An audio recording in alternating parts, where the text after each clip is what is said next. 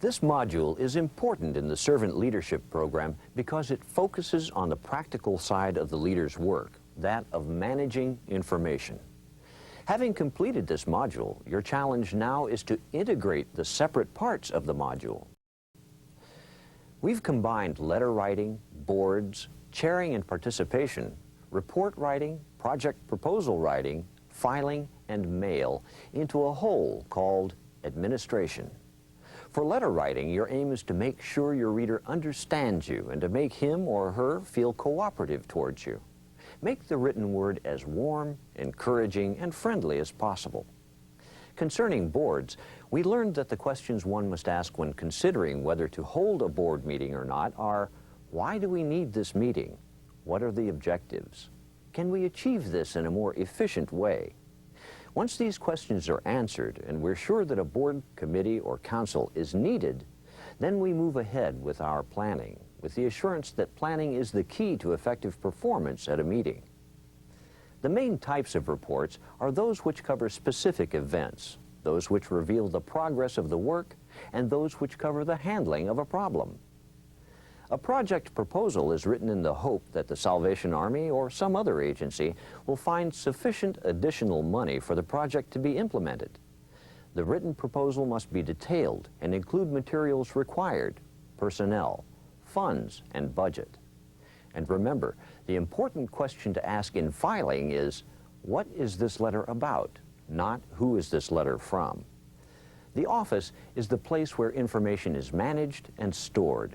If information is managed efficiently, the Army will be efficient and communication will be effective. Now please turn to your workbook and read the summary, page 119, before going on to the next module.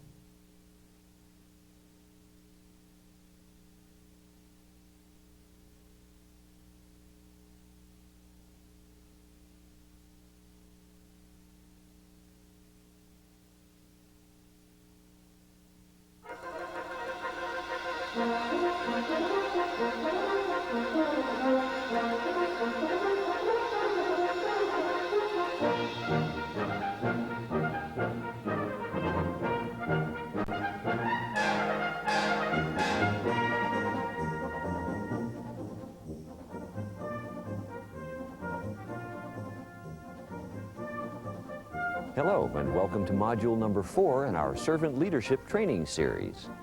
In this module, we will be exploring together the role and characteristics of a good manager. A manager can be defined in many different ways, but generally, a good manager works effectively and efficiently with other people to accomplish the work of the organization. In your case, your task as a good manager is to work effectively and efficiently with others to accomplish the mission of the Salvation Army. Good management is essential to the Salvation Army and its work. Let's look more carefully at what's involved in managing Salvation Army operations. We begin by defining some broad abilities of a good manager. A good manager can work creatively with others to identify and solve problems. A good manager makes carefully considered decisions, and a good manager works with others to set goals, make plans, and implement those plans to help solve the identified problems. These abilities of a good manager are essential for Salvation Army servant leaders. Before we examine each of these abilities in greater detail, let's continue for a moment with our overview of what it means to be a good manager of Salvation Army operations. Knowledge, skills, and awareness in certain areas will help you to become a better planner, problem solver, and decision maker. Senior leaders and others in the Salvation Army have identified certain knowledge, skills, and awareness that are particularly important. Senior officers need to effectively delegate tasks and responsibilities to others and guide them in further delegation. They need to manage time effectively, and they need to work effectively with others to analyze performance and develop shared evaluations. You may find yourself saying, yes, but how do I do these things? Developing skills in these areas may be a challenge, particularly if you've been working in a different way for many years, but it can be done. In fact, you probably know more about this than you realize. In this module, we'll help you identify your strong areas and strengthen other areas that need improvement. Where are we going? How will we get there? How will we know when we've arrived?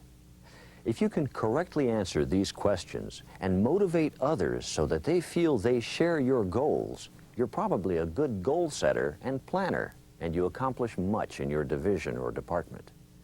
If you cannot confidently answer these questions, perhaps this part of the management module will help.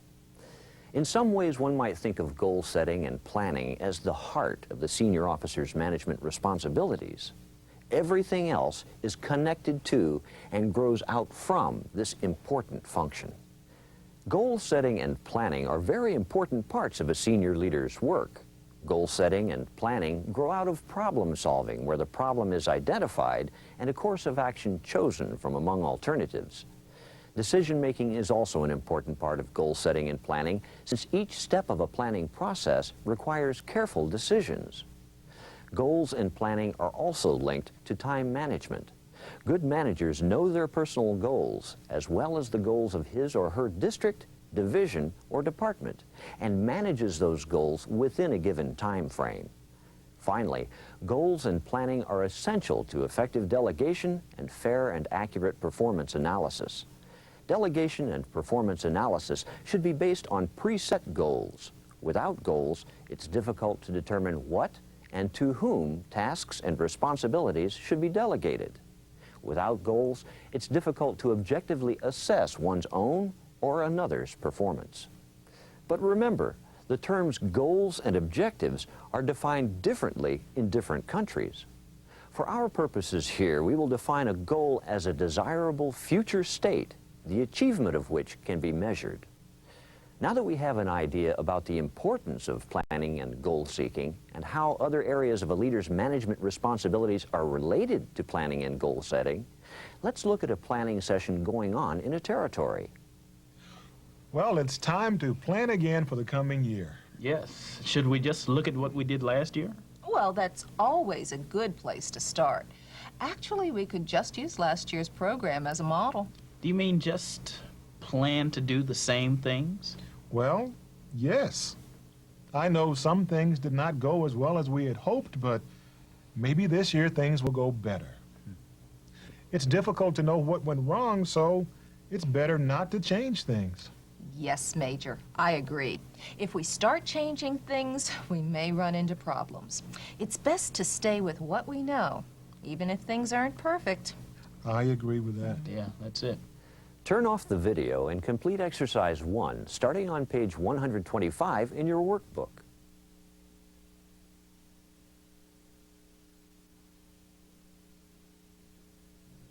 The officers in the video overlooked some important steps in the planning process. They forgot to assess needs by gathering information and analyzing it in consultation with others. They didn't set goals and objectives based on those needs. They failed to make a plan of action, deciding on tasks, resources, sequencing, and a schedule.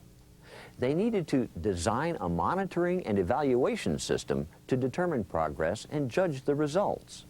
They needed to implement the plan. Finally, they needed to evaluate. This 6-step way of planning is often called action planning. This is a progressive process of monitoring and evaluation, continually providing new information for future goal setting and planning. This, in turn, leads to even more change and improvement. Simply setting goals and making plans is relatively easy, but making those goals and plans realistic and measurable takes time and thought. Some common mistakes managers make include setting goals which don't match real problems because information is not gathered and assessed according to needs. Setting good goals, but failing to have a strong plan for reaching them by not considering the resources required, sequence, or schedule. Setting goals without a way to monitor progress and evaluate results. Let's stop the video for a moment while you try writing a goal for yourself. Turn to exercise 2, starting on page 127 in your workbook. When you complete the exercise, return to the video.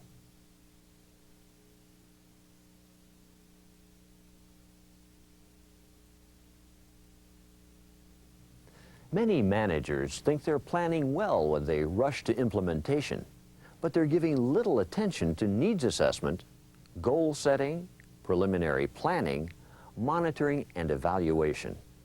They're then puzzled when their efforts fail because they only addressed the symptom, not the real problem. Some officers who have seen the action planning approach have said that this is not how they typically plan in their territories. They say they usually start with making a plan and move directly to implementing. Forgetting to assess needs, set needs-based goals, monitor progress, and evaluate outcomes can definitely result in problems. To work effectively as a group, conduct a participatory needs assessment with core members, officers, and staff collecting needed information related to the problem. Allow ample time for this phase and carefully analyze the results.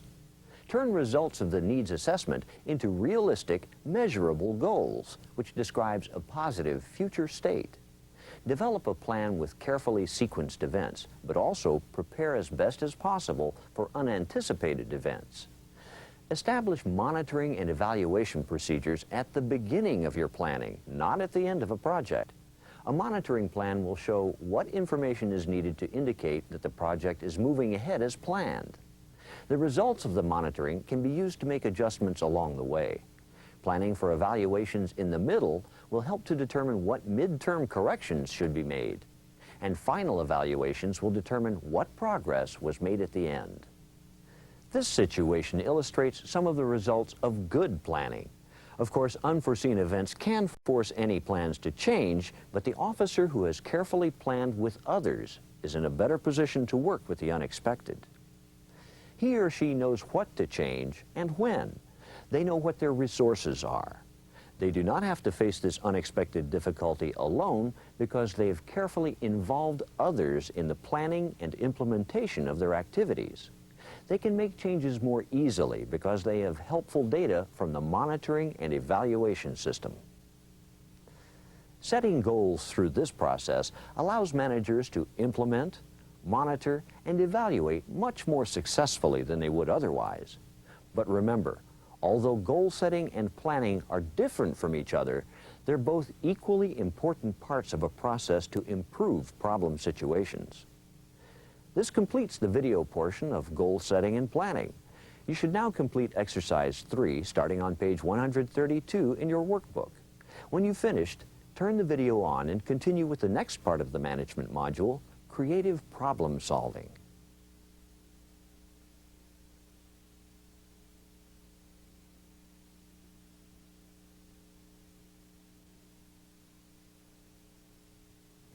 We will now focus on creative problem solving. Why? Because much of a leader's management work revolves around identifying what is working well, supporting it, then identifying problem areas and improving them. This is important to understand because ultimately all of a manager's work involves problem solving. You see, if the officer, as a manager, does not know and understand the problems of the division or department, how can he or she make decisions, set goals, make plans, delegate, manage time, and participate in performance analysis and shared evaluation? These areas are closely intertwined and overlap. You may be wondering why we're calling this part of the management module creative problem solving instead of just problem solving. We're emphasizing the creative part because often the best solutions will not be obvious and can only be found by looking at the problem from a different viewpoint. That's why a good manager uses creativity as an aid to problem solving. Let's look at an officer in a problem-solving situation to see how it's handled. I don't see any point in keeping this core open another year. There's little money left. We've only had the same few soldiers coming for the past months. Those are good soldiers. They're faithful, and they need a place to attend. Yes, I agree, but I just don't see a way. There are many people in this community. Have you thought about door-to-door visitation in the neighborhood? We haven't done that for years. Major, I suppose we could, but most of the people in the community are elderly and unable to get around. Some of those older soldiers probably remembered this Corps during its best days. There have been a lot of ups and downs in this old Corps. Did you know that my father and mother's first appointment was here? Yes, I'd forgotten that. I guess this is one of those down times. Attendance has been down for months. I know it's been a struggle, but I think it's good for the Army to have a presence in the community. I see your point. Maybe we need to adjust to the needs of the community. Why not change the time of the meeting? I would hate to go against 100 years of history. The Lord has been faithful to this old Corps. He'll be again. Can you see what's not working well here? You should now turn off the video and turn to exercise 1, starting on page 138 in your workbook. This activity will help you to reflect on what you've just seen and develop some ideas about what you think is not working well. After you've completed this activity in the workbook, please start the video again.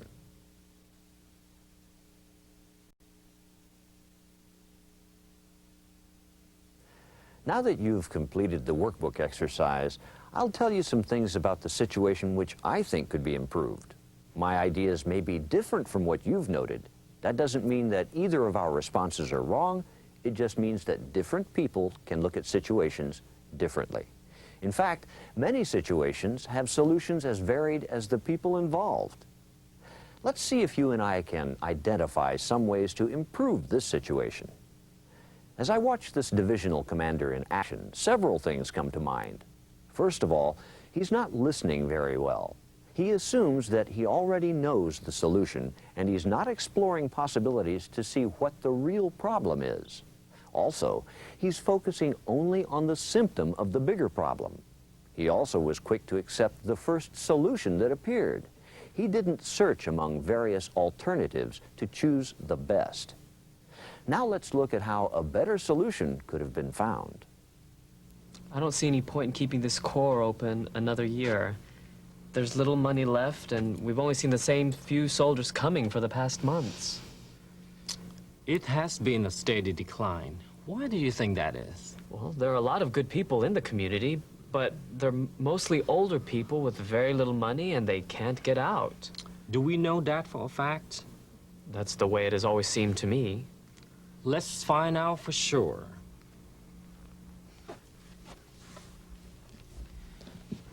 We need to do some research. Let's talk to the people, the local authorities, the core people, the members of the community. Can you arrange that? Yes, I can. If in fact we're in a community of people who can't get out, maybe there's another solution we're not looking at. The problem may not be that we have an inactive Corps, but rather we have a community that can't get to us. Or perhaps we need to give them another reason for coming, like a better meeting time or more appealing programs. And if they can't come to us, let's go to them. Visitation, transportation, that sort of thing. We could move to a more convenient location. The Corps is on the edge of town, making it a long walk for many. Look around and let me know what you think. Talk to your soldiers and see what they have to say. They live in this area and have family. We'll close down if we need to, but only if that's the answer.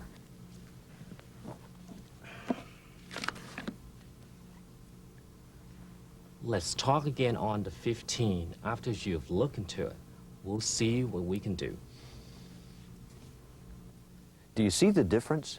Same situation, different results. Did you notice that the officer listened carefully, asked questions to gain information, worked with the other persons to explore alternative solutions, and then scheduled time to properly evaluate the solution? Creative problem solving helps us to see problems in new ways. Creative problem solving could also be called creative solution finding, because when trying to find creative solutions, the problem solver must search among various alternatives for the best solution in that particular situation. How you word a problem affects how you perceive it. and how you perceive it affects how you respond to it, either with limited choices or a variety of solutions. This is the difference between seeing a situation in a problem-solving mode or a decision-making mode. When one approaches a problem in a decision-making mode, he or she may ask, "Should I do this or that?" It can be answered with a yes or no. On the other hand, when one approaches a problem in a problem-solving mode, he or she would ask, "In what ways might I?" Now, the answers to this question will be the alternative solutions. For example, suppose you felt as an officer that you needed to learn more. Then you might ask, in a decision-making mode, "Should I take that training course which is being offered by a local management school?" Now, this could be answered by a quick yes or no. Wording it as, "In what ways could I strengthen my skills and abilities as an officer?"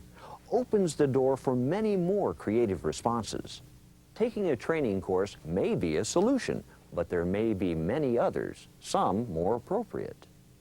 The creative problem solver does not keep trying the same thing over and over, but looks for new and different ways to approach the problem. They do not initially dismiss possible solutions because they don't seem to make sense, but listens to all suggestions because they know the solution might be hidden. They also do not quickly accept the first most obvious idea, but search among various alternatives. Remember that problem solving and decision making are not the same thing.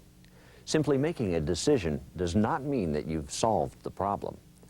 Always think in terms of, "In what other ways might I?" to help generate alternative solutions. Do not be frustrated if the problem is not always completely solved. You may find that small changes at least improve the situation.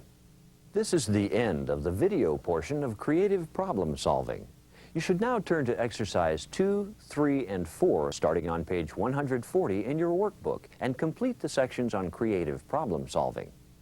When you've finished, turn the video on and continue with the next part of the management module, decision making.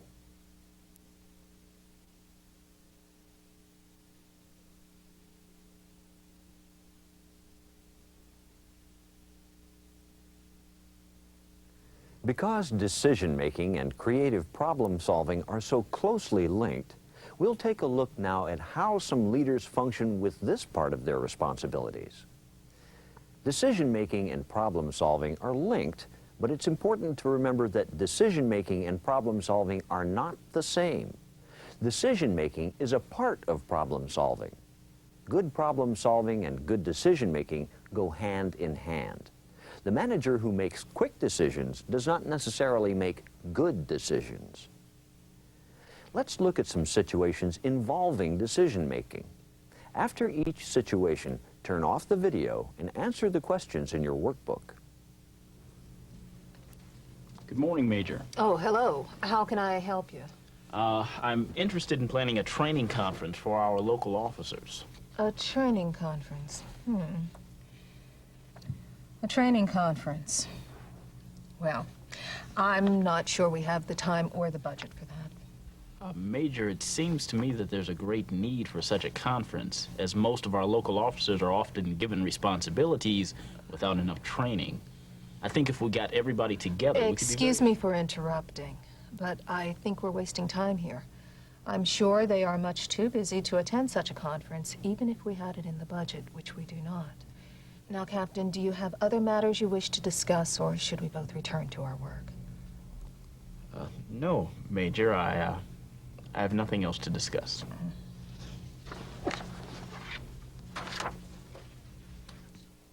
Turn off the video and complete exercise 1, part 1, page 149 in your workbook.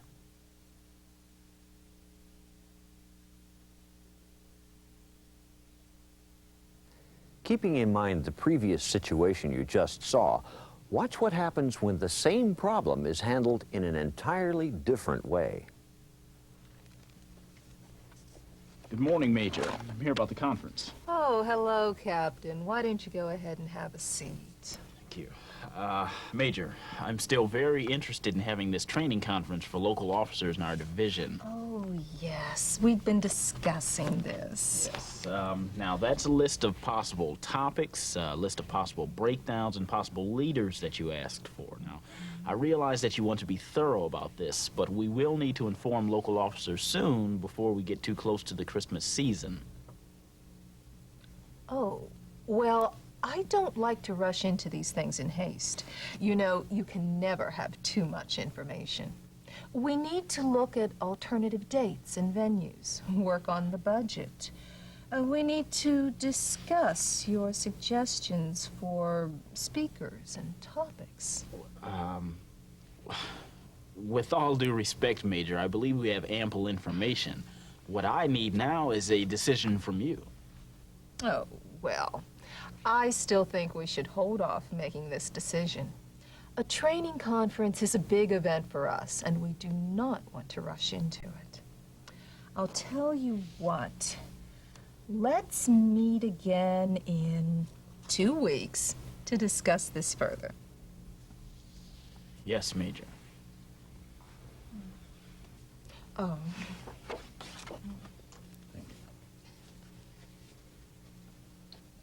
Turn off the video and complete Exercise 1, Part 2, page 150 in your workbook.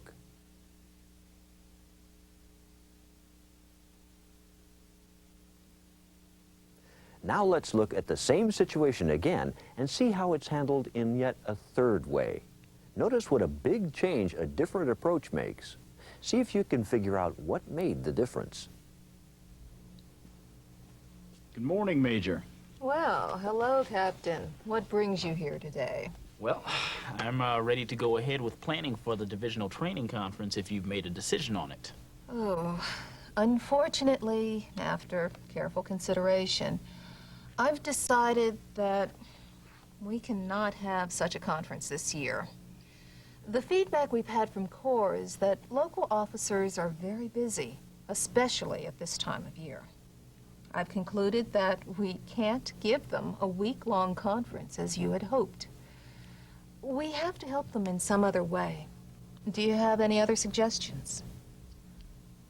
Do you think a shorter conference is possible? I had thought about that also, but after looking through the possible content, I don't think so. Now, do you have any other suggestions? Well, now I hadn't thought about this thoroughly, but could we involve our experienced local officers in some ways? Maybe ask them what kind of problems officers are facing with their locals. Yes. Now, that's definitely a possibility.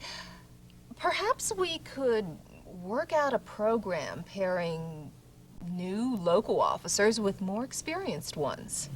Let's get together soon and explore this idea in depth. I want to compare cost and time commitments. Fine. Fine. When can we meet?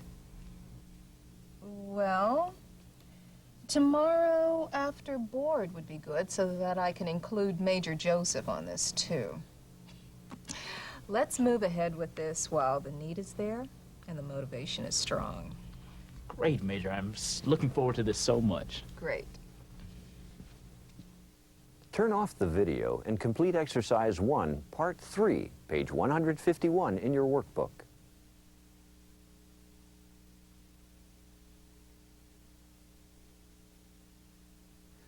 Based on these situations, we have 3 questions to ask ourselves before we can make a decision. First, who should be involved? You may have concluded from the video that good decision-making involves others when it affects them and when it's possible to involve them. If you reached such a conclusion from the video, you're right. People are our most valuable asset, and the good manager considers their valuable input when making a decision that will affect them. Also, when others have been a part of the solution-finding process, they're much more likely to feel some ownership for the solution and therefore more likely to help implement the solution. You need to consider not only who should be involved, but in what ways they should be involved. Obviously, you would not want to over-consult people to make relatively simple decisions. How much information is enough? If you concluded from these situations that knowing when you have enough information to make a decision is an important part of decision making, you're right. It's also important to know when to stop collecting information and get on with making the decision. You could think of decision making as a continuum. At one extreme are people who have so much faith in themselves that they consistently make quick decisions. They think they require very little information, and unfortunately their decisions reflect their haste and are not necessarily good decisions. At the other extreme of the continuum is the manager who is continually seeking more and more information. This manager could perhaps make a good decision, but he or she can't make the decision because they always need just a little more information. Unfortunately, this constant need for information may delay or prevent the manager from making a decision. The ideal is somewhere in the middle. The officer in the third video is not rushing to make the decision, but takes a reasonable amount of time to make sure he's listened well and searched among alternative approaches for the best one in this situation. And finally, how should alternatives be evaluated? The last situation we saw showed the officer carefully evaluating alternatives. For each alternative, he was going to consider time, cost, effects on others, and policies. Again, others can often help to define the criteria against which alternative solutions can be evaluated. Even if the decision is yours, others can help you to identify and evaluate alternative approaches. The good manager is capable of making his or her own decision, but includes others so that the ultimate decision is the best under the circumstances for everyone. As you think about your own decision-making style, remember that the effective manager involves others when appropriate to provide pertinent information to make the best decision. He or she understands the Army system and knows the right channels to follow to gain necessary permission to implement decisions. This is the end of the video portion of decision-making. You should now turn to the workbook and complete exercise 2 and 3, starting on page 152. When you've completed the exercise, return to the video for the next section of the management module, delegation.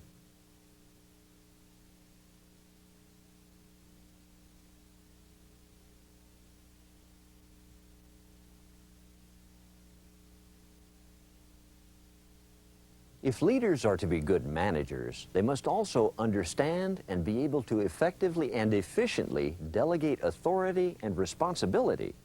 They must be able to assign some of their tasks and responsibilities to others, trusting that the task will be done and allowing for others to grow in the process.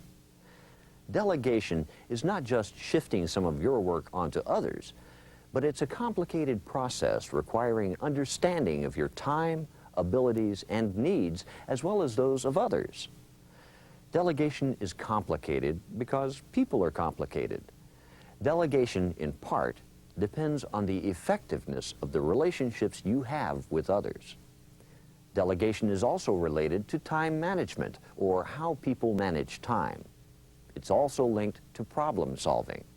Sometimes delegation or redelegating will help resolve a problem. If we were to talk to some officers about how their leader delegates or fails to delegate authority and responsibility, I wonder what they would say. Let's find out.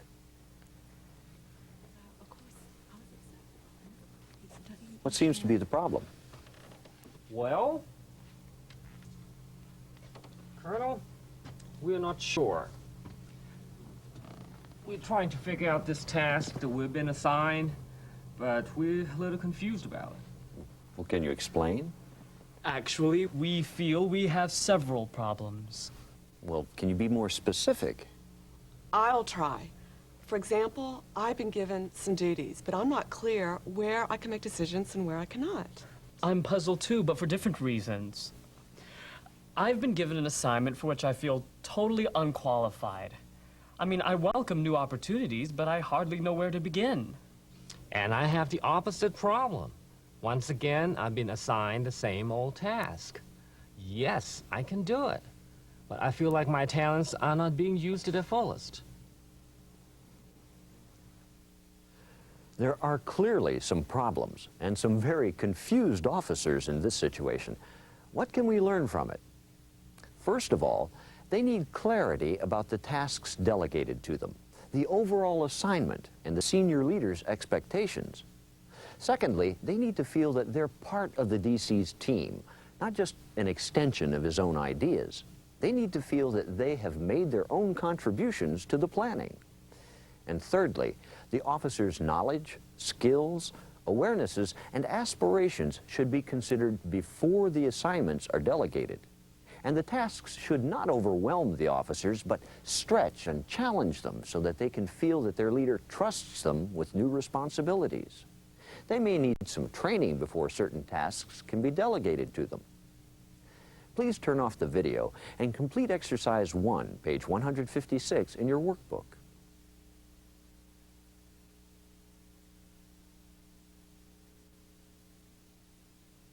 As you may have seen from the video, delegating improperly can be as confusing and time-consuming as not delegating at all.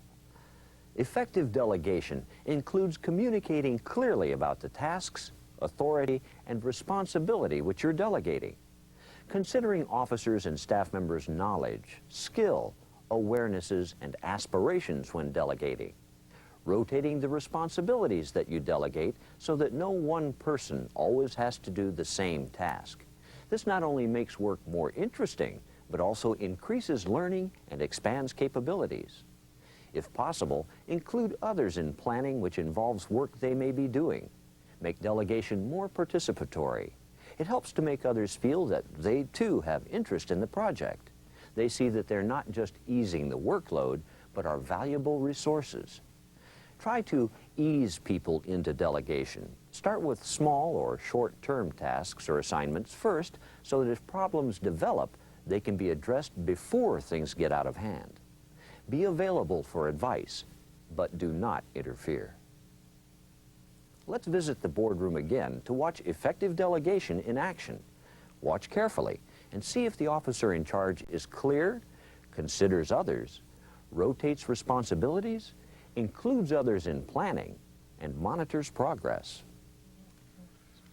Well, we certainly have a lot of work ahead for ourselves preparing for the General's visit. But if we all do our parts, I'm certain things will go well and we'll be pleased with our efforts. Now, I've selected you officers and staff as the planning group because I know that you have the skills we need to do the work. I also know that you're personally interested in making sure that the General's visit runs smoothly. So, let's start by discussing and making a list of all the things we need to do between now and the event itself. I have some ideas, and I'm sure you do too, so let's put our ideas together. This list seems fairly complete. Should we start dividing up tasks? We will try to match people's skills to the task, but I also want to give each of you a chance to try something new if you think you can handle it. To start with, I know that Major Miles is interested in gaining more experience organizing large functions, so I thought she might be able to work with Lee, who has organized such functions. Major Miles and Lee, what do you think about being in charge of organizing others for this event? Well, I, for one, really appreciate this opportunity. I see this as a natural next step since I've had so much experience organizing smaller functions for some time now. I also appreciate having the support of Lee, since this is such an important event for our territory. I would be happy to take on such a role. It is good to get others involved. Great. Who would like to be in charge of arranging food for the event? I'll deal with that. Excellent.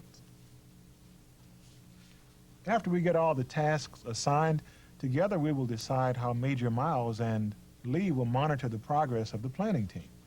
They, in turn, will report to me weekly, and as the date of the event gets closer, we'll meet more regularly. Now, I think it's important that we show the General just as much as we can about the work that we're doing in the territories. So planning the schedule is very important. You're right. I would like to outline some ideas, but could I then give that to you, Major Johnson?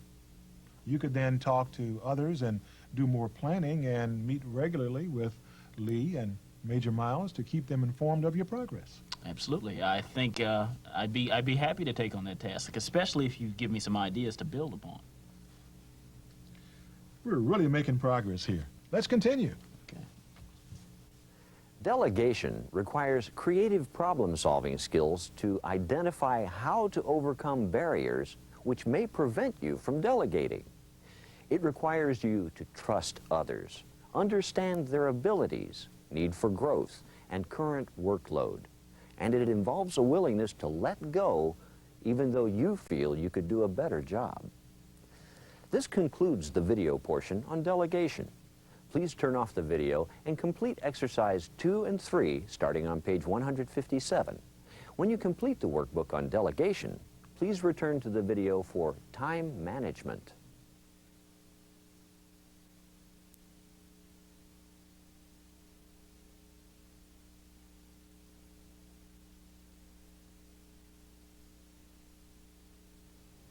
Time management is not really about managing time. It's about managing ourselves. Through learning more about how we manage ourselves, we learn more about how we use the time that each of us has. It's the only finite resource we have. You can't have more than 24 hours a day.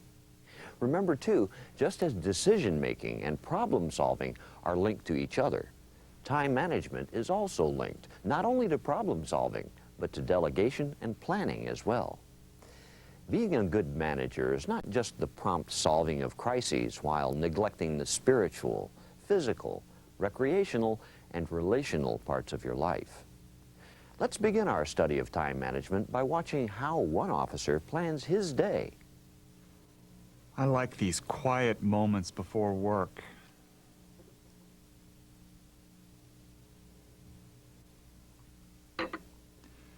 I can look over the day ahead and set my priorities. Let's see. Deadlines, meetings,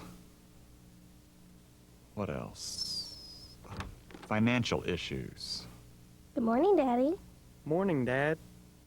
Dad, are you coming with Mom to my recital tomorrow night? Dad? Huh? What? Are you coming with Mom to my recital? Sure, of course. Just let me know when it is. It's tomorrow night. Dad, I need a ride to practice on Saturday. Tomorrow night? Oh, I don't think I'm going to be able to make it. Dad, I'm going to need a ride on Saturday. You said you'd go.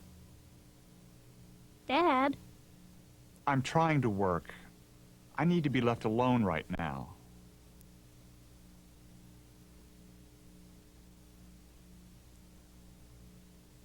Honey, I need to talk to you about your son coming in late again. Right. Okay. I'll talk to him when I get home tonight. You said that last time, then you forgot about it. I won't forget. The Radners called, and they said that tonight is a good time to come for dinner. Oh, no. I'm going to be tied up at work late again tonight. This is the third time that we've canceled on them. I don't know why we get together with them anyway. My schedule is already full as it is. Never mind. I need to get to the office so I can get something important done. It's clear from the video that the officer is very devoted to his work. It's also clear that he has very little time for his family. Turn off the video and complete exercise 1, part 1, starting on page 162.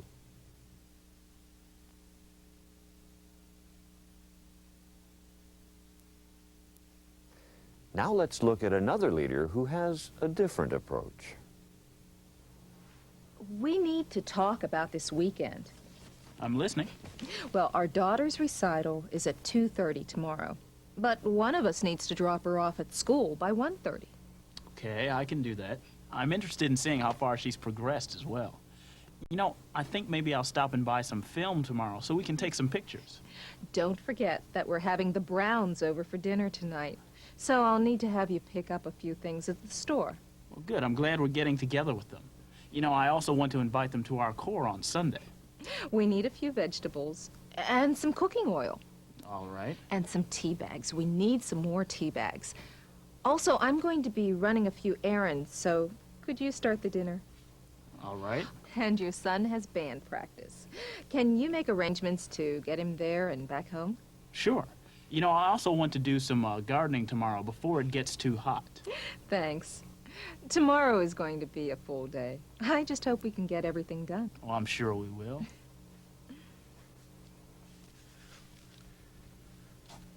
Oh, Captain, I wanted to remind you that the reports you've been working on were due yesterday. What reports? Oh, that's right. Actually, I hadn't had a chance to catch up on this yet because I've been working up a new approach to our annual fundraising drive. Look, don't worry about those reports. I'll get them out after I'm finished with this, okay? Okay. It's clear from the video that the officer is a very spiritually devout, kind, and loving person. It's also clear that his paperwork and administrative affairs are disorganized. Turn off the video and complete Exercise 1, Part 2, starting on page 164 in your workbook.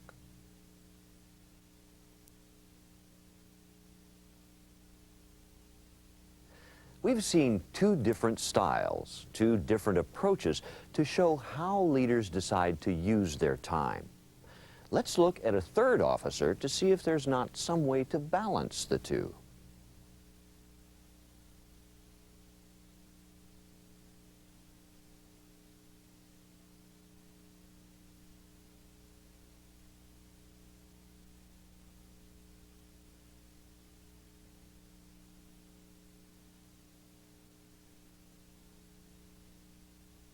It's clear from the video that this officer has balance in his life. Turn off the video and complete Exercise 1, Part 3, starting on page 166 in your workbook.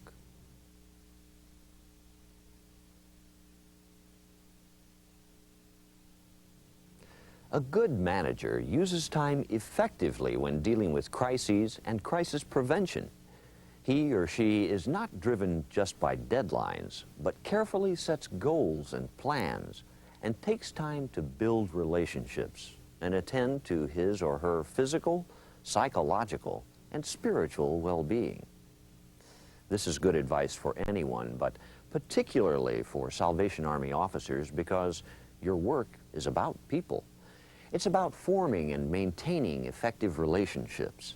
It's about taking care of yourself and your time so that you may be of fullest service to God and to others.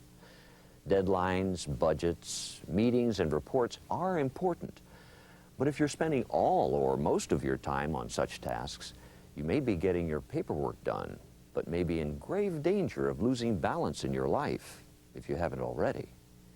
On the other hand, if you're devoting all of your time to relationships and rarely get your reports done or meet deadlines, your ministry may suffer in other ways. Again, balance is the key word. Cultures encourage and reward different types of behavior related to time.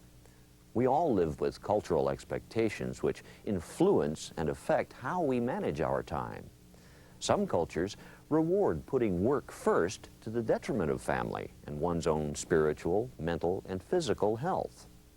Other cultures reward focusing on the family and cultural traditions, regarding paid employment as something perhaps necessary but not central to one's life. Remember, though, no matter what your culture's expectations are regarding time, striving for balance is still very important. Many books have been written and tools developed to help busy managers manage their time more effectively. I find that simply noting appointments, events, and deadlines in a diary or a computer or on a calendar helps me to manage my time more effectively. I used to wonder where the time went, and then I started keeping a log to see how I spent my time. I tried it for a week, and was I surprised. I simply wrote down what I did every half hour of the day. Now, this provided me with helpful information about how I was spending my time and what needed to change. I keep a checklist of things I must do during the day, the week, and the month. I call this my to-do list. As I complete an item, I just check it off. I also keep a to-do list and set priorities for myself by asking what's important and what's urgent. I use a chart like this one. I pay most attention to the items which are urgent and important, as well as those items which are important but not urgent. This way, I'm sure to attend to important activities and don't fill my time working on the unimportant. In a moment, you will have the opportunity to examine how you spend your time using such a chart. As you think about how you spend your time, ask yourself what you think is important and urgent, and list these activities in box number 1. Then ask what is important and not urgent. Put these in box number 2. Not important but seemingly urgent activities go into box 3, and not important and not urgent go into box 4. Turn off the video and complete exercise 2, starting on page 168 in your workbook.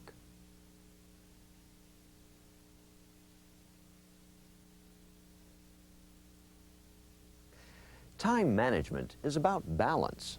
There's not a clear right or wrong way to manage time. It's up to each of us to carefully examine all important aspects of our lives, such as work, family, spirituality, and recreation, and ask the simple question, is my life balanced? This seemingly simple question becomes more complex because expectations of what one does with his or her time is heavily influenced by the culture within which one lives. Organizations have their own cultures too, which force expectations on how its members should spend their time. In organizational life, just as in family and spiritual life, balance seems to be the key. We may not have time to do everything we want or what others expect, but we do have time for balance. This is the end of the video portion of time management. Please turn off the video and complete exercise 3 and 4 starting on page 170 in your workbook and review the video highlights. When you've finished with the video highlights, continue with the next part of the management module video, performance analysis and shared evaluations.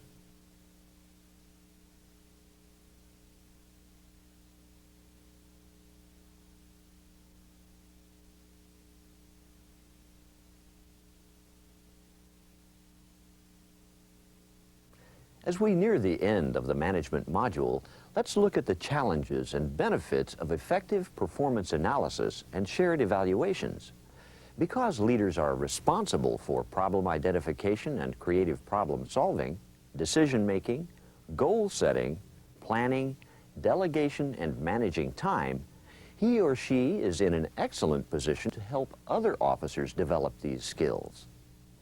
The servant leader can help through effective performance analysis. This is a term to describe a process whereby an officer or staff member's work performance is assessed to determine what he or she is doing well in terms of his or her duties and responsibilities, and to identify those areas which need development or improvement. The evaluation is shared because both persons involved have the opportunity to access and discuss the officer's or staff member's performance. It's a two-way process. Too often, performance analysis is seen as negative when it's used to criticize someone's performance. In fact, performance analysis, when coupled with shared evaluation, can be a very positive activity for both participants. Let's watch how a chief secretary and department head have effectively used shared evaluations as a way of communicating performance analysis. Well, how are things going in the education office? Fine, thank you. Busy as usual. Just as we're meeting today to review my performance, I'm also preparing shared evaluations and performance analyses with others in the education department. Yes, I imagine you're quite busy with this process. Finding it helpful, I hope? Oh, yes, indeed. Well, shall we begin by reviewing the checklists which we have both completed?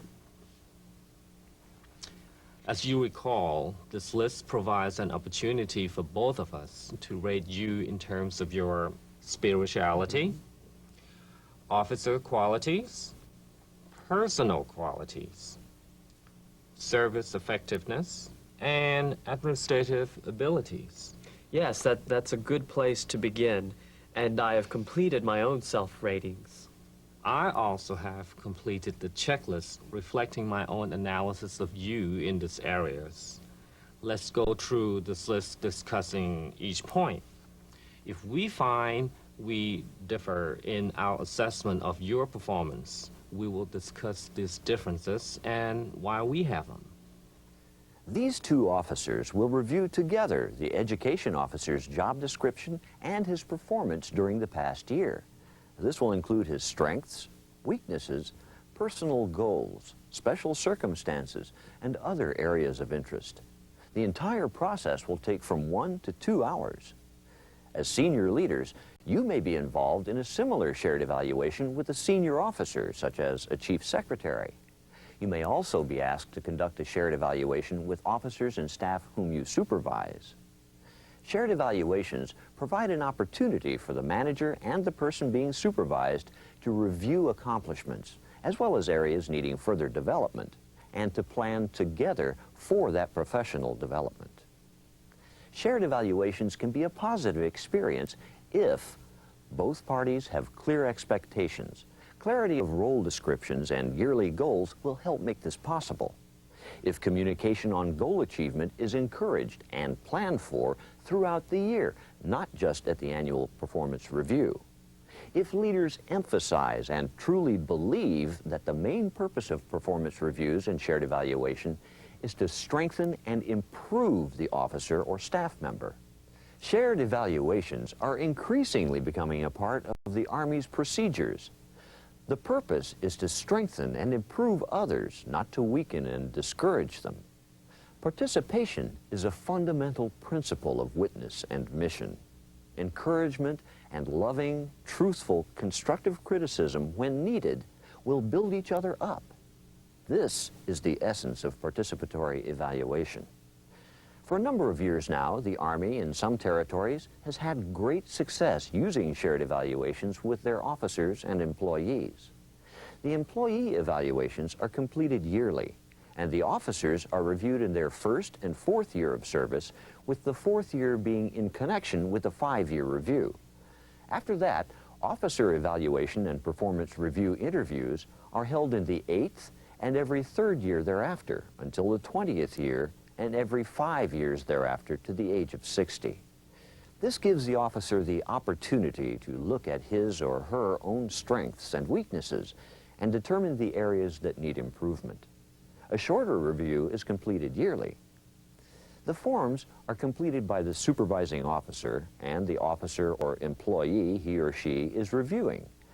During the interview, the two evaluations are shared and the mutual or differing viewpoints are discussed.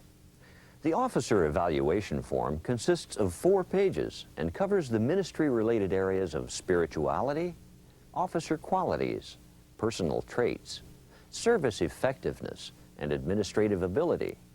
The review also addresses the officer's short and long-term goals. Your workbook includes details for each of these broad areas. Your territory could conduct shorter annual evaluations as well as longer evaluations periodically. The longer review could include health, officer soldiership, pastoral ministry, doctrine, reading, spiritual development, officership objectives, and family situation. The workbook exercises which follow provide opportunities to identify and express questions or concerns you may have about this process. Please turn to your workbook now and complete exercise 1 and 2 starting on page 176. Then return to the video for the conclusion of the management module.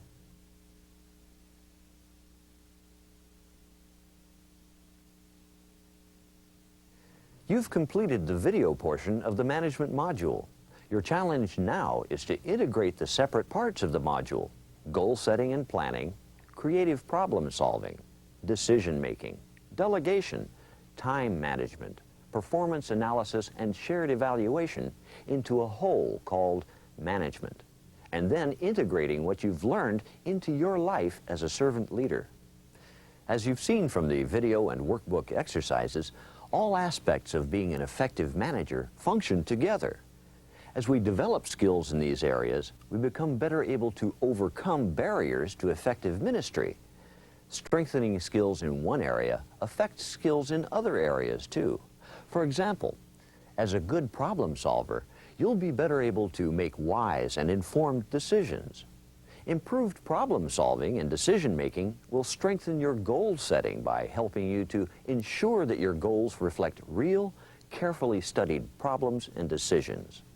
As a manager who has effectively involved others in goal setting and planning, you'll be more informed and better able to delegate increasingly responsible tasks. As your skills in problem solving, decision making, goal setting, planning, and delegation improve, you'll be better able to understand and bring increased balance to your own life. As an officer, you'll learn a great deal from observing performances and delegation in those under your command, preparing you to participate in performance analysis and shared evaluations with them. And as a servant leader, you'll then feel more qualified to help guide their lives into balance. 2 Corinthians 4 encourages us that it is God Himself, in His mercy, who has given us this wonderful work. God promised to equip Joshua for the task He had set before him by saying, "I will be with you as I was with Moses. I will always be with you. I will never abandon you. Be determined and confident, for you will be the leader of these people." So He promises us today, "My grace is sufficient for you." Your final workbook activities will provide a review of the management module and help you to find practical ways to apply it to your life. We've all been called to be a part of God's army. All that we do is part of His ministry. All that we do is mission. Turn off the video and complete exercises 1 and 2, starting on page 192 in your workbook.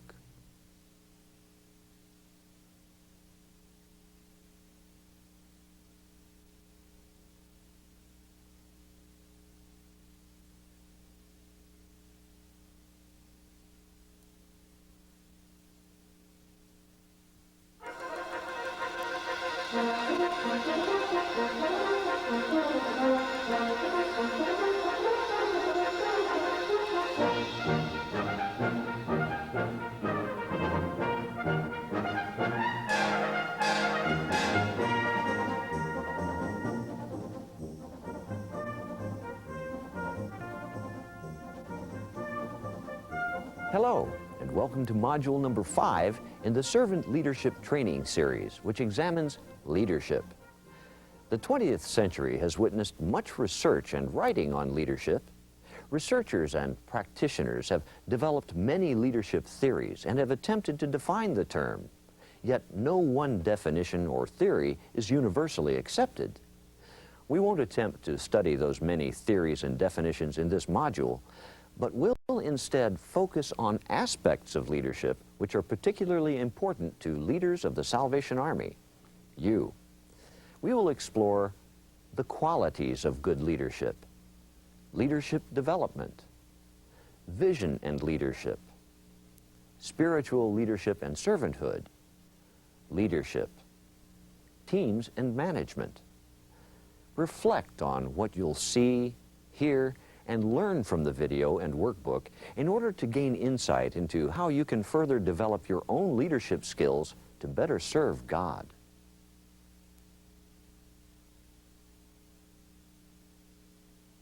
Leadership is not only a position, but a privilege which is earned. Leadership in the Salvation Army does not automatically come with the appointment, nor are leadership qualities included in the memorandum of appointment. True leaders earn the right to lead through servanthood, through serving those who follow them. We'll say more about servanthood later in this module. Before we examine what others say about the qualities of good and effective leadership, let's pause for a moment so you can focus your own thoughts on the question, what makes a good leader? Stop the video and complete exercise 1, page 202 in your workbook.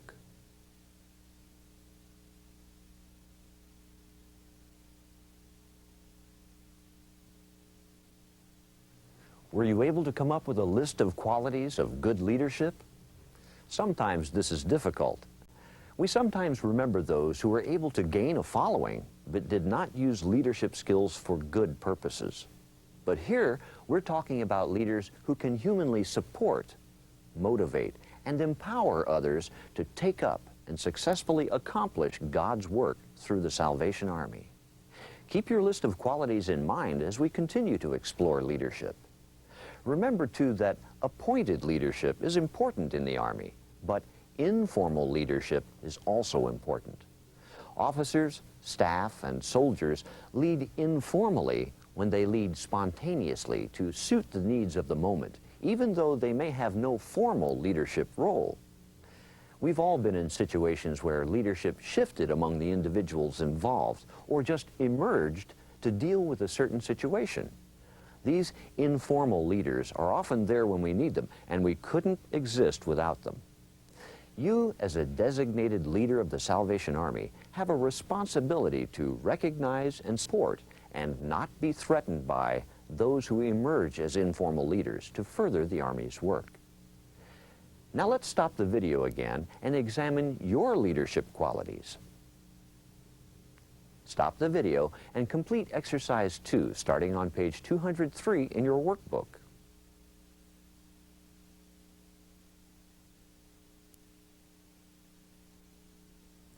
Leadership qualities, or essential leadership characteristics, are indeed important.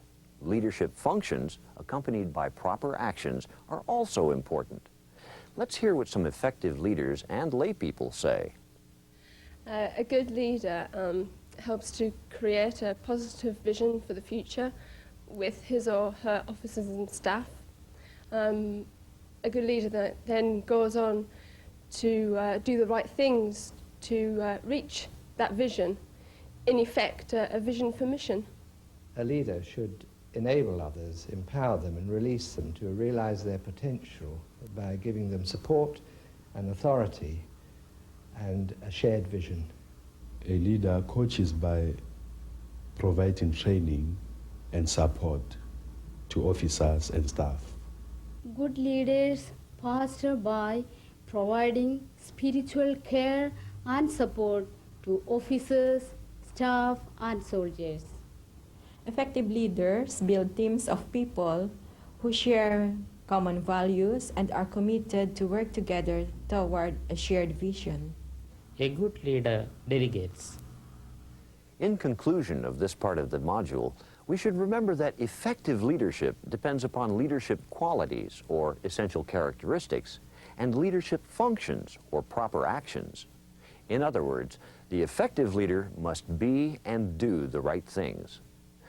We will close this part of the module with an exercise which will help you to examine your basic functions. Stop the video and complete exercise 3, starting on page 205 in your workbook.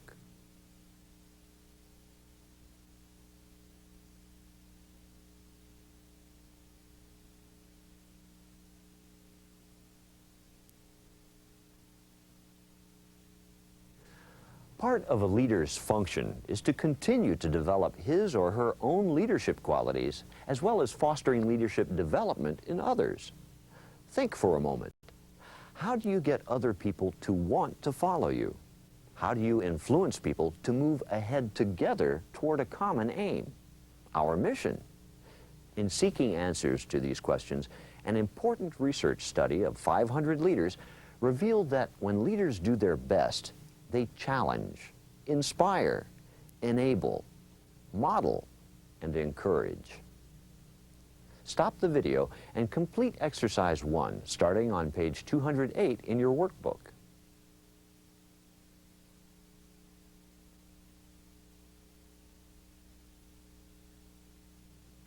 We must also remember that leadership development is a process. Leadership development begins with self-examination, knowing oneself, which we studied in an earlier module. Such self-examination leads to self-understanding, which in turn leads to personal growth. Personal growth is essential for leadership development.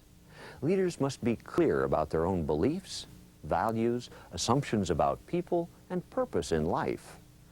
They're then in a position to enable others to fulfill their roles and purposes. In conclusion, leadership development is a process through which you continue to develop leadership skills while also recognizing and empowering leadership in others. The more you develop, the better able you will be to help others. Again, let's look at your own leadership development. Becoming more aware of the steps or phases you've gone through will better enable you to help others develop their leadership qualities. Stop the video and complete exercise 2 and 3 starting on page 210 in your workbook.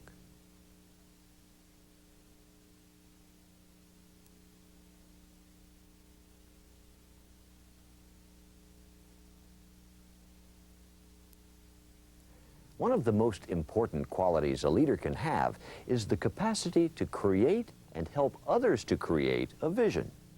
In fact, one of the major differences between leadership and management is that leaders create a vision and management works within that vision.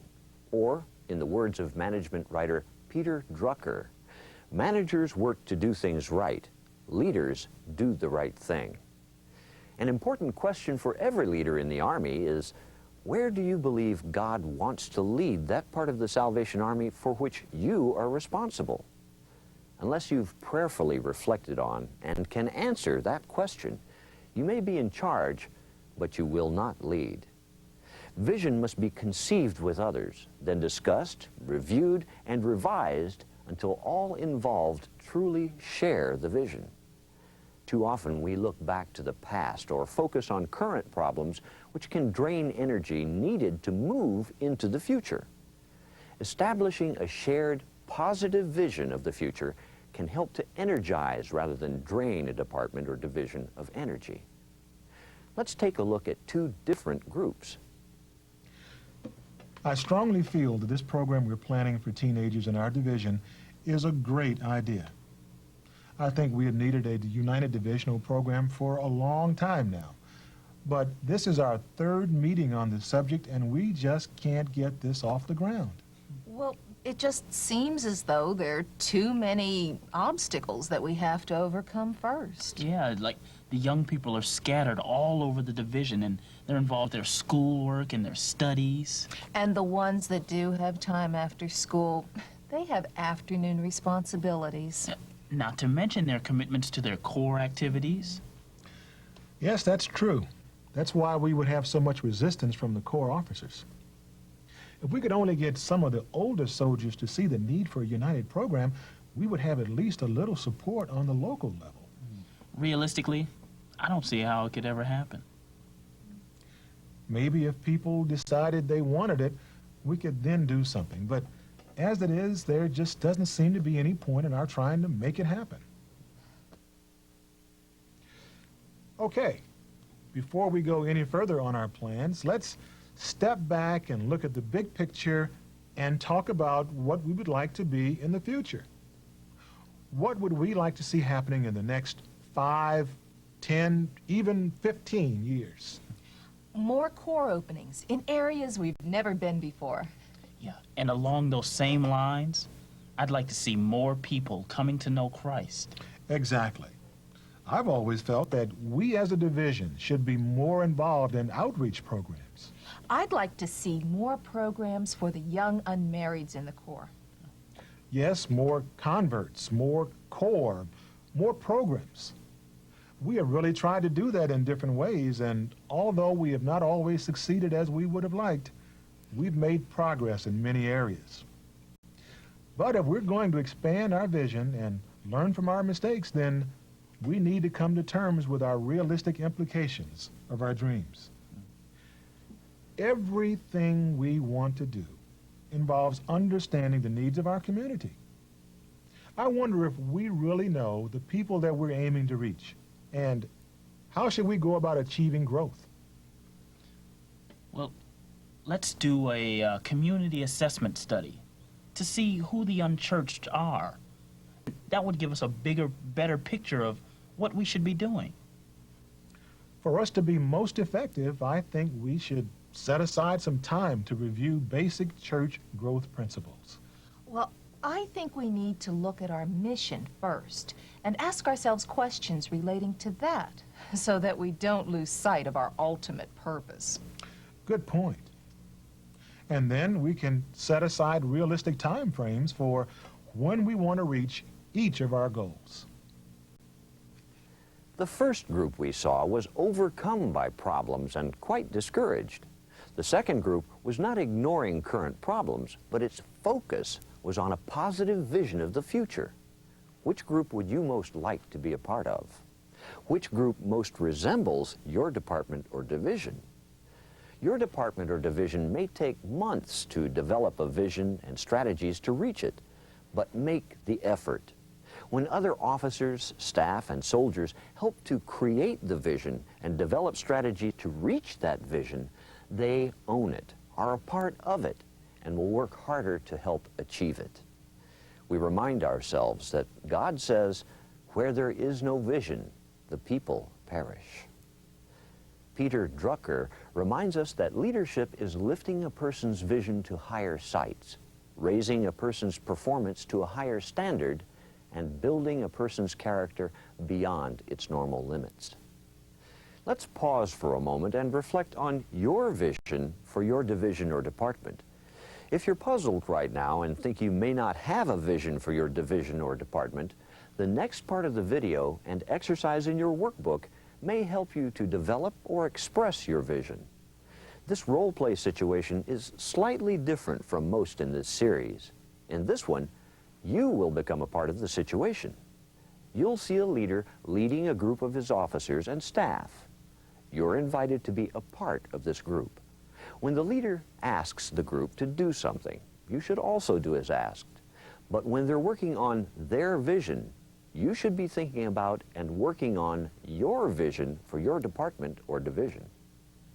Stop the video and turn to page 214 in your workbook now so you'll be ready when the situation begins. Do not write anything yet. When you're ready, turn on the video again.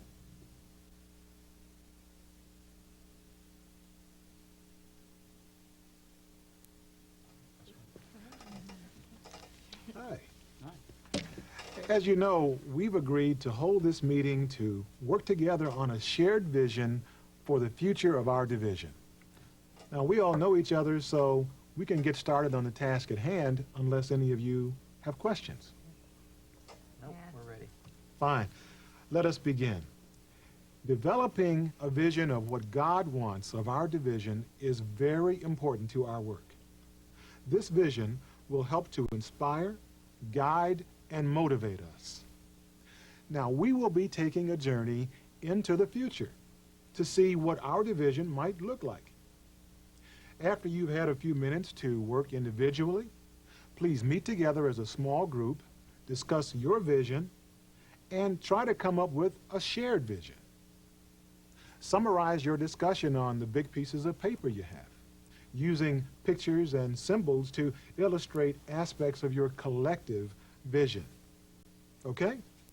Now, I want you to imagine yourselves 10 years from now. Your appointment is thriving. Officers and staff have planned and worked together well to achieve their major goals. You are pleased with what you see. Even though you have moved on to other appointments, you know that the positive vision you work towards has become a reality. Describe what you see in your vision. What's changed? What is working well? How does your vision relate to the mission of the Salvation Army? Okay? Let's go. Stop the video and write down your vision for your division or department in exercise 1 in your workbook while the officers in the video are writing theirs. Turn the video on after you've completed the exercise.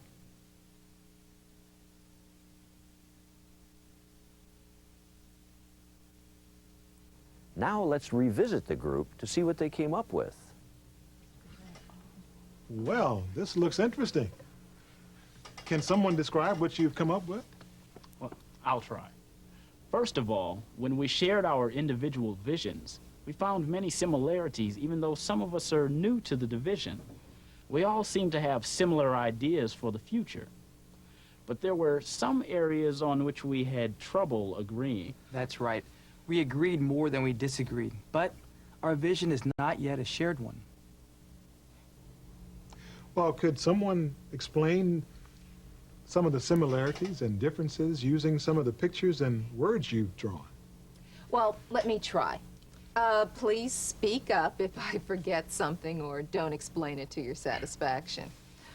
First of all, we all see in our division core people working with community leaders to do a needs assessment. We see a support group for adult victims of sexual abuse, and core people responding to the community, in this case, AIDS and HIV community. Now, core people visiting families of AIDS patients, and then core opening up a drop-in center for homeless people. That's right. I also agree with the move to develop programs for families of AIDS patients. I think it's good. Well, that need will continue to grow, and we need to get started now so that our program can grow along with it. But I don't so easily agree with opening up the core as a drop-in center for the homeless. It will cause a lot of problems. Well, I have initial misgivings about that too. Now, what are yours? The core is not really set up for that. We spend so much time and effort just trying to keep the hall straight and clean. Well, my concern is that it's something that we've never really done before. It's interesting to see how much positive energy can be generated through developing a shared vision of a desired future. Look again at your vision. Do you think others in your division or department share this vision? How does your vision relate to the territory? To summarize, remember the question we asked at the beginning of this section. Where do you believe God wants to lead that part of the Salvation Army for which you are responsible? If you can answer this question, you have a vision. Others may not share your vision, but at least you have a vision. As a leader, one of your most important tasks is to help create a shared vision which can motivate, inspire, and empower your department or division. The last two exercises in this module will help you to do that. Stop the video. Read through exercise 2, which consists of guidelines for conducting a visioning activity with your division or department. You're encouraged to use this after you've completed this module. After reading exercise 2, complete exercise 3, page 217 in your workbook.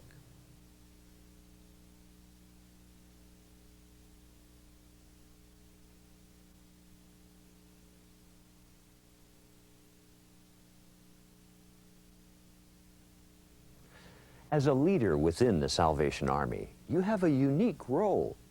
You not only need to develop general leadership qualities, but also spiritual leadership qualities, including the attitude of a servant. After Jesus washed the disciples' feet, he said, "I have set you an example that you should do as I have done for you. I tell you the truth, no servant is greater than his master." Writings on Christian leadership emphasize qualities, not functions, titles, or status. Christian leadership retains the essential qualities of ministry and service rather than exercise of power over others. Paul gives explicit instructions in 2 Timothy chapter 2. He illustrates the leadership ideal by referring to certain qualities easily observed in the everyday world. Paul calls upon Timothy to have the soldier's loyalty and single-mindedness, the athlete's self-discipline, the farmer's capacity for hard work, the workman's application and integrity, to be available for the master's use, and acting with patience and humility. Just as the early church looked for leaders with sound biblical qualities, so does the modern-day Salvation Army. Leaders today must possess these essential and fundamental characteristics for Salvation Army leadership. Let's hear what some of our leaders say are the characteristics of servant leaders. The Christian leader needs to be fully committed to God. The hallmark of such a leader is integrity, which implies the adherence to a stern code of Christian ethics, which is unmistakable and undeviating honesty. To be a leader in the Salvation Army, you have to be impartial to all who you are responsible for. You also have to have their trust under all circumstances. And finally, you need to remain loyal to the Salvation Army. Leaders must deal effectively with rapid changes and complexities. Leaders must be able to communicate the Salvation Army's aims, purposes, and goals. I think that everybody wants to know where they stand, and so a leader needs to be reliable and accountable. One of the characteristics that I think are most important in a leader is that they are an encourager, because everybody, from the least to the greatest, needs to feel that they are playing a vital part in the work that is taking place. Servanthood is a very important part of spiritual leadership. A good leader liberates people to do what's required of them in the most effective way, thus becoming the servant of his or her followers. Such a liberating leader removes obstacles that prevent officers and staff from doing their work. Jesus, in Mark 10:42 through 44, challenges leaders to serve. You know that those who are regarded as rulers of the Gentiles lord it over them, and their high officials exercise authority over them. Not so with you. Instead, whoever wants to become great among you must be your servant, and whoever wants to be first must be slave of all. Spiritual leadership calls you to minister, serve, and to be a good example to others in every area of your life. Being a leader is challenging and certainly not always easy. Being a spiritual leader may even be more difficult, but it is possible with the empowering of the Holy Spirit. More than others, spiritual leaders must not show favoritism, must serve by example, set a good example through personal relationships, through the husband-wife team, and through the family. They must guard against placing too much importance on personality, learn to accept limitations, and see them as opportunities to give more responsibility to others. Remember that the only personal authority that is truly Christian is the authority of holiness, living in obedience to the Spirit of Jesus. Once again, let's pause and examine our spirituality in light of our own leadership. Stop the video and complete exercise 1 and 2, starting on page 219 in your workbook.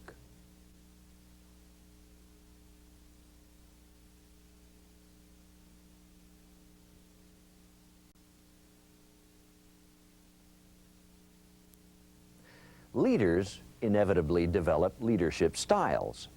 Your style influences how you handle situations and the people in them, how you lead. Good leaders develop several styles and know when to use them. In this section of the leadership module, we will observe several leaders as we examine their leadership styles. The management module of this series examines and explores management styles, so you may be wondering, what's the difference between management styles and leadership styles? To understand these differences, you must understand the difference between management and leadership. Remember that earlier in this module we said that effective leaders work with others to create a vision, and managers work within that vision. We also spoke of managers working to do things right, while leaders focus on doing the right thing.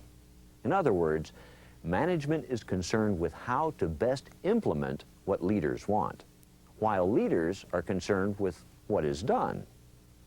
To better understand different leadership styles so that you can examine your own, we will watch 3 situations, As you watch these 3 meetings, which will be in progress when we join them, note down leadership qualities you observe, ways of being or attitudes, leadership functions, ways of doing or behaviors, group members' reactions, and general tone or feeling of the meetings.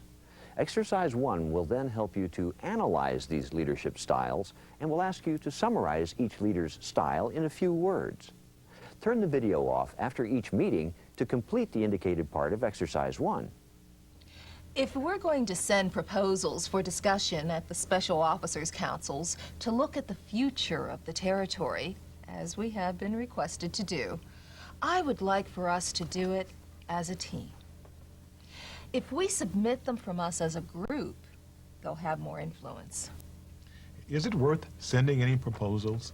The THQ executives have probably already made up their minds about changes. These so-called consultations don't usually achieve anything. But if we don't put forward a well-argued case, then we have no one to blame but ourselves if changes are announced and we don't agree with them.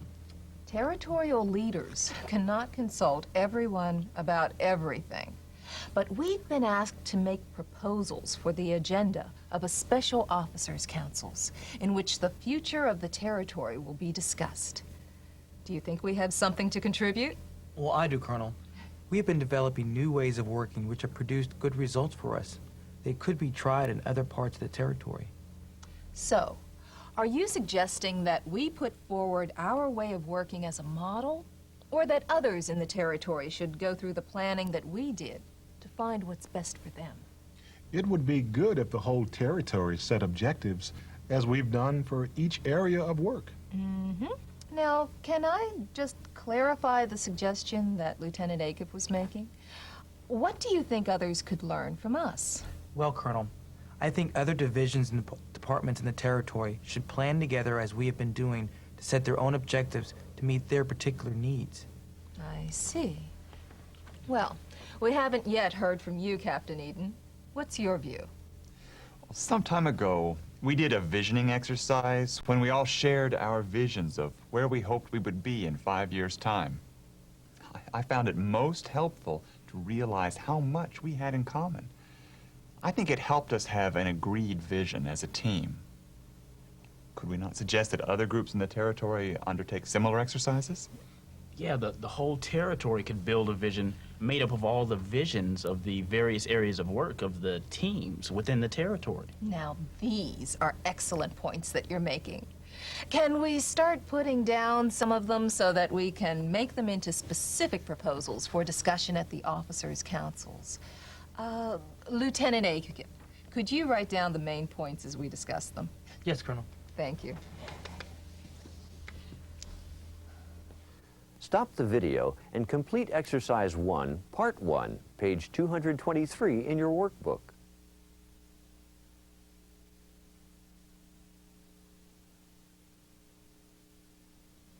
THQ has been approached by the government to ask if the Army will take part in a food distribution program. It means every Corps officer would have supplies delivered, and they would need to arrange for poor and destitute people to have the food. We've been asked by THQ to reply by next week to let them know whether we can join the scheme in this area. It sounds like a good scheme, but do we know how much work would be involved for each Corps officer? They're already very busy people. There would be some extra work, but it's difficult to know how much exactly, as the surplus food supplies can vary at short notice. Now, quite a large amount is available at this time. That's why we have to let THQ know next week. Could we not consult Corps officers, or at least discuss the working of the program with them? Some of them have spiritual campaigns, and it would be difficult for them to dedicate time to a food distribution at this time. Unfortunately, we don't have time to organize a divisional meeting. A quick decision is needed, and I have to make it, taking into account my knowledge of my officers and the request from THQ. I feel from my knowledge that each officer in this area would want to help if at all possible. Could we put something in writing to all officers and just ask them to reply as soon as possible? There really is no time for that.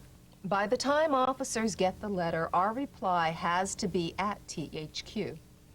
I'm willing to make the decision, explain it to the officers, and be prepared to help those who, for genuine reasons, may not be able to join the scheme.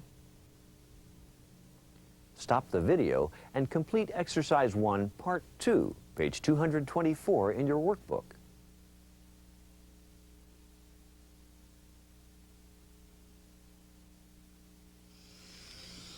Great. Now, I think we've been very challenged by the suggestion of the Special Officers Councils when the future of the territory was discussed. It has encouraged us to review our work in this area, and I want to thank you for the way in which you've entered into this and the time that you've devoted to it. It has been very stimulating for us to have been involved in this way. Now, where do you think we are with our discussions? Well, we've agreed that we need to make some changes. We can't go on as we are, and you've helped us to consider some different ways and where we want to go. Yes, the three of us met together since we last saw you to consider the suggestions you made. We have come up with 3 alternatives that we would like you to choose from. Well, we've already agreed on the areas that need changing, and I'd like you to work on the detailed proposals because it's you that will have to make them work in practice. Well, Colonel, we were not completely sure and wanted you to guide us. Would it not be possible for you to meet with us maybe one more time? Yes, I agree. I would appreciate being involved in working out the detailed proposals. Well, if that's all right with you, as well as Major Khalsa, I would like you all then to work on further details to fit in with our goal, and then come back to me with one proposal. I'd like you to decide what specific changes there should be. Now, when would you like for us to have the proposal ready for you? Well, would 1 month be realistic? Yeah, I'd say that's ample time. I think so. Yes. Okay. In the meantime, I'm available for consultation if you want to check any of the specific suggestions that were made at the officers' councils or overall matters of policy. Now, should we fix another meeting in a month's time for you to report back? Yes. Okay. Yes. Do you all have your diaries? Remember that there are 2 aspects of one's leadership style. One aspect relates to our individual personal styles. The other aspect relates to situations. Some situations call for collaboration, while others require stronger direction. The effective leader is aware of his or her own personal preferences and strengths and is also able to adapt his or her style to fit the situation. Stop the video and complete Exercise 1, Part 3, and Exercise 2, starting on page 226 in your workbook.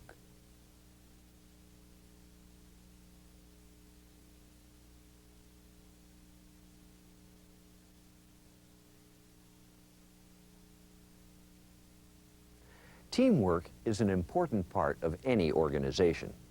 Team building is an important part of leadership. Officers, soldiers, and staff bring many gifts to the Army. Recognizing, liberating, and strengthening those individual gifts and blending those gifts into a highly functioning and effective team is an essential part of a leader's role. Effective leadership goes hand in hand with effective teamwork to achieve a positive future for the organization. In fact, teams are greatly strengthened through working together to chart their organization's future and the tasks, roles, and responsibilities needed to reach that future vision. It was Commissioner James Osborne who wrote, "The role of the leader is much like the bandmaster. The real work is done by the people in the Salvation Army, just as music is produced by members of the band. The leader serves the crucial role of seeing that the right work gets done at the right time and that it flows together harmoniously. He or she sees that the overall performance has the right tempo, the right instrumentation, the right harmony, and that it makes the right impact. Just as a band must perform as a team to play in harmony, so must divisions and departments. let's look at an effective team in action. You'll be asked to list some reasons why this team is effective. But first, stop the video and read page 230 in your workbook. After you've read the exercise, start the video and watch the team in action.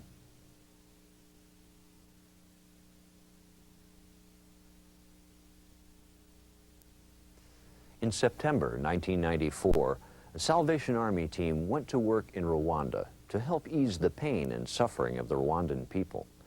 Officers and lay people worked together to accomplish the mission. Each team member had a deep desire to serve in the name of Jesus. Their motivation was their love for God and the people, and to give a cup of cold water in the name of Jesus. Mrs. General Kay Rader visited the team in action. Let's listen to what Mrs. Rader had to say about the effectiveness of the team. The Salvation Army team came into these villages to assist. I don't think I've ever been so impressed with a group of Salvation Army workers, each bringing his own expertise into the work, but helping each other as a team, 6 to 8 people working, assisting upwards of 80,000 Rwandan people. This was truly love in action, as spoken of in 1 John. In their work as a team, we see the principles in action of what makes a team effective. Let's visit the team and listen and watch carefully to see what made them effective as a team. We had to find a base so that we had a safe place from which to work and somewhere to rest and recuperate. We went to local people, authorities in the Gitarama area, and asked them if they could give us, as it were, a community where there were no other NGOs working, where there was a great need. And Kayenzi was pointed out to us. There was tremendous need. A place called Kayenzi. Though we felt even more convinced that that was the way the Lord wanted us to go. It was decided then that as a team we should go into this commune and do an integrated program covering all the disciplines and to bring better water and food supplies and help in whatever way we possibly could to uplift and help these people. In our planning, we really tried to create programs that wouldn't create dependence upon us. And so we did put a lot of thought in beforehand, before we started anything, a lot of thought and prayer to, what is the most beneficial for the long term. The initial purpose for us going to Rwanda, as a response to a request from the Minister of Rehabilitation, was to look at working with unaccompanied minors. For the seed distribution, people were outside of the country for the previous harvest, so they didn't have any seeds. So we decided to give some seeds to people who didn't have any. But when people are hungry, you don't only supply them with seed, you have to supply them with food as well to protect the seed, otherwise they will eat the seed, and this we did. The thought of trying to distribute food to 36,000 people was overwhelming to the whole team. None of us had ever done a distribution like that before. As you have seen and heard the Rwandan team, what do you think made them effective? Stop the video now and complete exercise 1, page 230 in your workbook.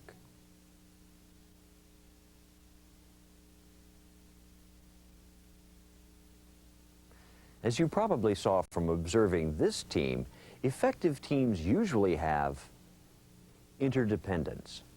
All have a personal interest in the outcome of their efforts and rely upon each other to succeed. Shared vision. This may be the most essential condition for teamwork. Shared values. Shared vision and shared values are closely linked. Leadership. Group success depends upon confident leadership which is willing to take risks and unprecedented measures to support the group in its endeavors. Such leadership may come both through a formal appointment and informally from within the team. Commitment. All members agree to participate freely. Inclusion. In the Salvation Army, this means officers, staff, and laity work together towards the common mission. Roles and functions mix. Members recognize that different members may have different roles and functions. Freedom of expression. Members feel free to express their individual opinions and to deal constructively with conflict. Gender and ethnic mix. Members expressing different viewpoints because of their gender or ethnicity can increase team effectiveness. A variety of personalities. Members with different personalities and strengths, as shown in the disc profile, make their own unique contribution to the team. Effective teams are usually made up of 4 to 6 people, not more than 10, so that each team member has the opportunity to fully participate and communicate. Leaders must do all they can to maintain and strengthen such bonds among officers and staff. Turn now to your workbook to complete an exercise which will ultimately help you strengthen your own team. When you've completed this exercise, return to the video for the concluding comments on leadership. Stop the video and complete exercise 2, starting on page 231 in your workbook.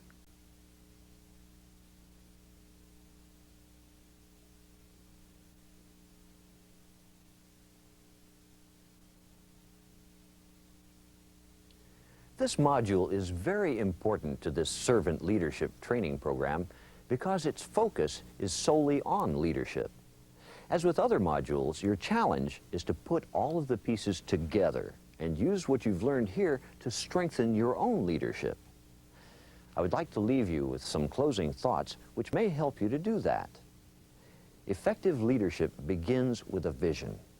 Having a vision is necessary, but not sufficient for effective servant leadership. To realize the vision, the leader needs good leadership qualities, an effective style, and a full understanding of his or her spiritual gifts. The servant leader then reaches out to build effective teams to help realize the vision. The task is large, but not insurmountable. Seeking to understand God's vision for that part of the Salvation Army for which you are responsible is central to effective leadership. We trust that you, as a result of this module, are better able to do that. Please turn to your workbook, read page 234, and complete exercise 1, 2, and 3, starting on page 235, to help summarize and apply this module.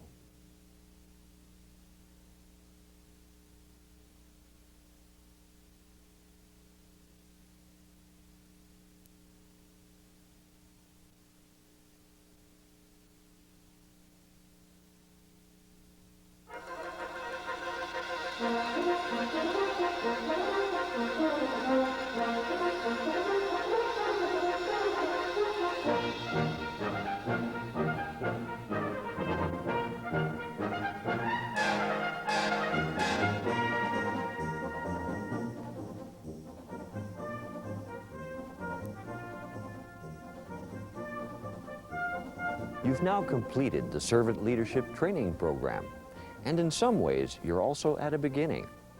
You're beginning to apply this learning effectively in your mission and work as a Salvation Army servant leader.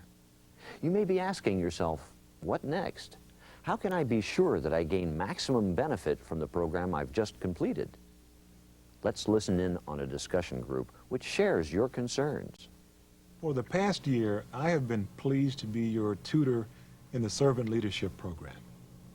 Together, we have worked our way through modules on interpersonal relationships, administration, management, leadership, and finance. We have shared many experiences together, and we have helped each other to turn problems and difficulties into opportunities for increased understanding and growth.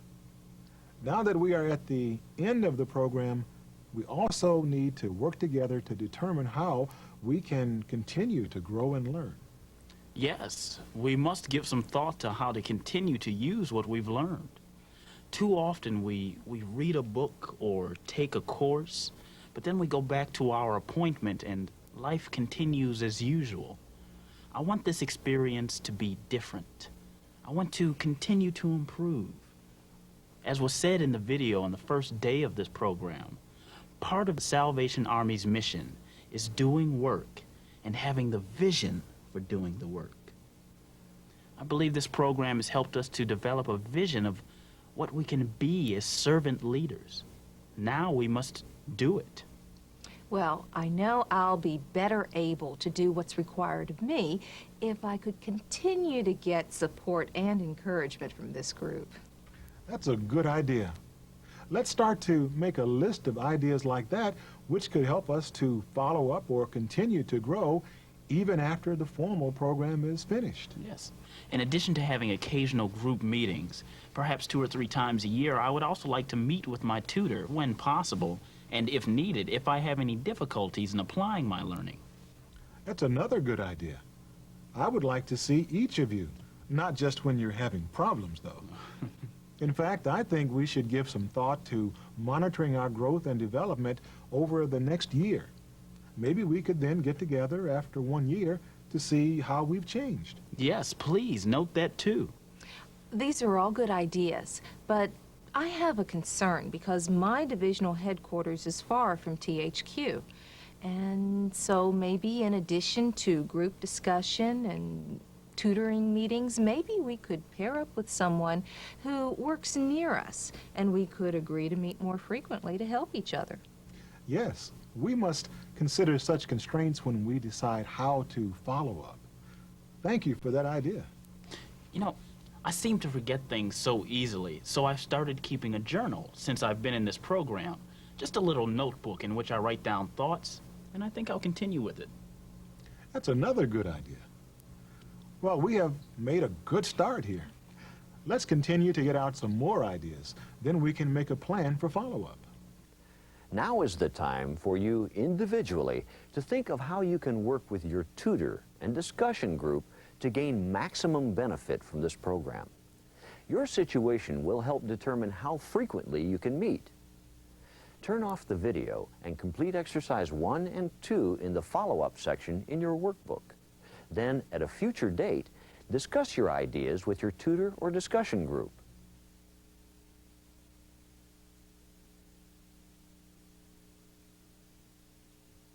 What ideas did you think of? Follow-up plans will not be the same for everyone because your situations are not the same. The important thing is not how you choose to continue to grow and learn from this training, but that you do it. Work with your tutor and discussion group to plan what will work for you. In closing, let's listen to the General's words of challenge to us. I hope you have found this to be helpful and spiritually inspiring experience. Servant leadership is not so much a matter of what we do as the kind of persons that we become. Character is more important to servant leadership than activity is. Servant leadership is the character, the values, and the attitude of the leader who is actively committed to reflecting Christ-likeness in all that he or she is and does. One needs more than physical strength to meet the demands of servant leadership. Supernatural spiritual power is needed if one is to live a life of servanthood. A true servant is a spirit-filled, spirit-controlled person. God assures us of his presence as we seek to serve others. The Great Commission is as true today as when Jesus spoke it to his disciples. Go and make disciples of all the nations, and lo, I am with you always. As we kneel to serve, he kneels with us and ministers through us. We are his hands and his feet. Servant leadership is getting down under the load of human need and bearing it sacrificially for Jesus' sake. God be in your going and in your serving. For Jesus said, "As the Father hath sent me, so send I you."